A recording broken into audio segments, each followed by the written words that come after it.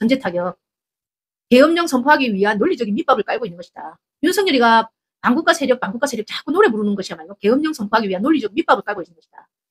반국가 세력들이 곳곳에서 압력하고 있습니다. 그러니까.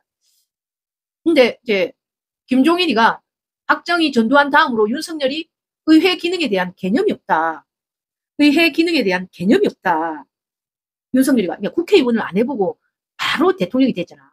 박정희도 그렇고 전두환도 그렇고 군인에서 바로 대통령이 됐고 이것도 검찰에서 바로 대통령이 되잖아. 그러니까 국회의 입법기관의 중요성이나 입법기관의 기능에 대해서 개념이 없다. 그러니까 입법기관이 얼마나 중요한 헌법기관인지 또는 입법기관의 기능 이거에 대한 개념도 없고 지식도 없고 이게 헌법으로 어떻게 지켜줘야 되는지 어떻게 존재하는지 이 입법기관에 대해서 개념이 없다. 국민의 대표 국회의원이 모여서 의회를 하는 이 기능에 대해서 개념이 없다. 왜냐니까 박정희도 그렇고 전두환도 그렇고 국회의원직을 역임하지 않고 바로 대통령을 갔습니다. 그러니까 국회와 협치가 안 되는 거죠. 독재가 되는 거죠. 독재. 국회와 협치가 안 되니까. 그 점에서 우리 이재명 당대표는 지난 대선에서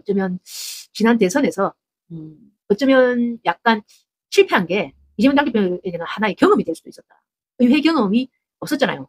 지난 대선에서는. 의회 경험을 겪고 나서 대통령이 되시는 게 어쩌면 더 완벽한 대통령직을 수임할 수 있는 그런 밑밥이 아니었겠는가. 우리 이재명 당대표는.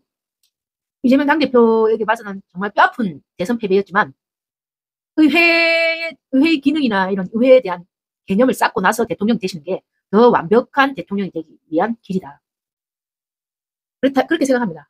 이재명 당대표가. 의회까지 장악할 수 있고 의회 기능과 힘도 제대로 파악할 수 있고 이재명 당대표가 의회도 좀 개혁해야 될 면이 있지만 그것까지도 다 파악하고 대통령 자리에 완벽한 대통령이 될 수 있다. 이재명. 그러니까 지난 대선 때는 의회를 잘 몰랐지 않습니까? 이재명. 그러니까 이번에는 행정 업무도 장악해봤죠. 시장으로서 행정 업무도 파악했죠.